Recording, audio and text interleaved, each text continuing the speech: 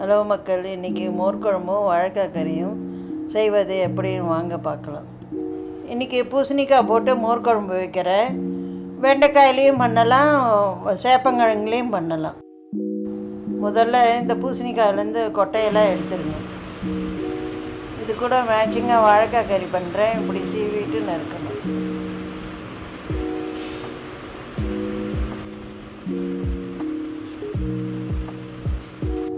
நம்ம கட் பண்ண கறிக்காயை பூசணிக்காயும் வாழைக்காயிலையும் தண்ணியில் போட்டு வைக்கணும். இப்போ இந்த கடாயில் 2 ஸ்பூன் எண்ணெய் விட்டுக்கோங்க. எண்ணெய் போட்டதுக்கப்புறம் இப்போ கடுகு போட்டுக்கோங்க. 1 ஸ்பூன் போடுங்க. கடுகு வெடித்தோடனே இப்போ பூசணிக்காயை போடுங்க.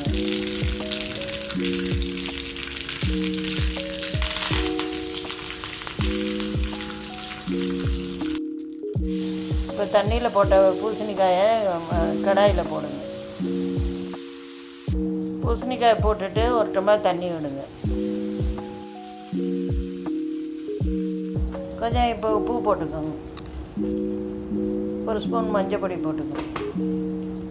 இன்னொரு கடாயில் வாழைக்காய் கறி பண்ண போகிறோம். 2 ஸ்பூன் தேங்காய் எண்ணெய் விட்டுக்கோங்க.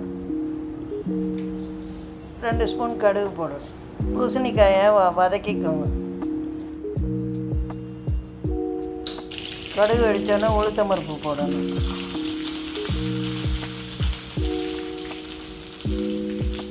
உளுத்தம் பருப்பு சேப்பார வரையும் வதக்கிக்கோங்க. இப்போ நறுக்கிற வாழைக்காயை எண்ணெயில் போடணும்.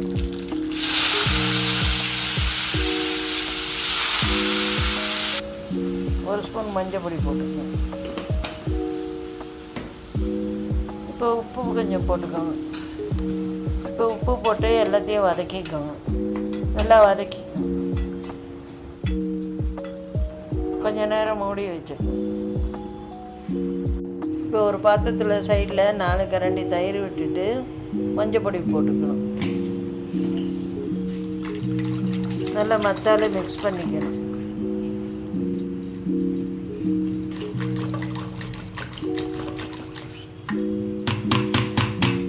இன்னும் கொஞ்சம் கலருக்காக மஞ்சள் பொடி போடுங்க. ஒரு மிக்ஸி ஜாரில் உங்களுக்கு எவ்வளோ காரம் வேணுமோ அவ்வளோ பச்சை மிளகா போட்டுக்கோங்க. 4-5 ஸ்பூன் தேங்காய் போட்டுக்கோங்க. துருகின தேங்காய்.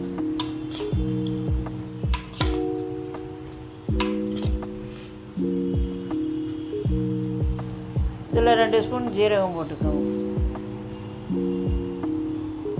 அரைக்கிறதுக்கு முன்னாடியே 10 நிமிஷம் கடலப்பருப்பு ஊற வச்சுட்டு, இந்த கடலப்பருப்பு எதுக்கு போடணும்னா குழ குழன்னு வரத்துக்கு கொஞ்சம் தண்ணி சேர்த்து அரைச்சிக்கணும்.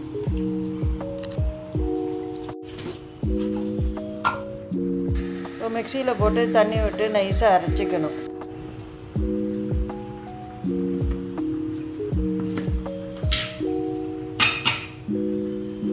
இப்போ அரைச்சதை தயிரில் போட்டு கலக்கணும்.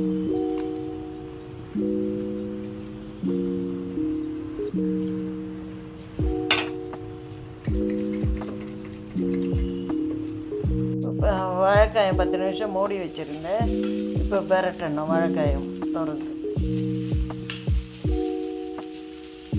2 ஸ்பூன் சாம்பார் பொடி போட்டு பெரட்டுங்க நல்லா.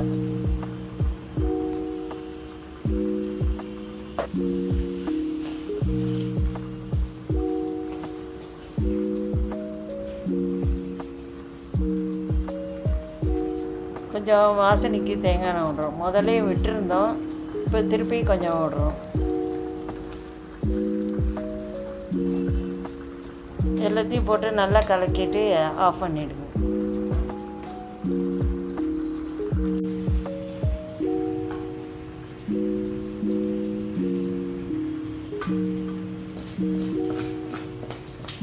இப்போ தேங்காய் ஜீரம் அரைச்சி விட்டோம் இல்லையா, அந்த இது பூசணிக்காயில் விடணும்.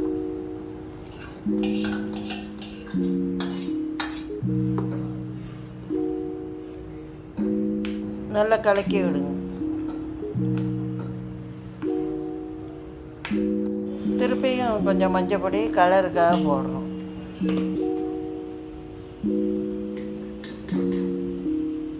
ஒரு ஸ்பூன் உப்பு போட்டுக்கோங்க. கருவேப்பிலை போட்டு மிக்ஸ் பண்ணிக்கோங்க. அப்புறம் நுரக்கட்டி வந்தோடனே கேஸை ஆஃப் பண்ணிவிடுங்க.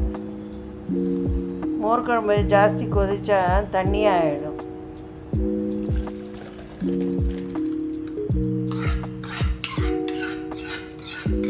மோர் குழம்பும் வாழைக்காய் கறியும் தயார். உங்களுக்கு இந்த வீடியோ பிடிச்சிருந்தா லைக் பண்ணுங்கள், ஷேர் பண்ணுங்கள், சப்ஸ்கிரைப் பண்ணுங்கள்.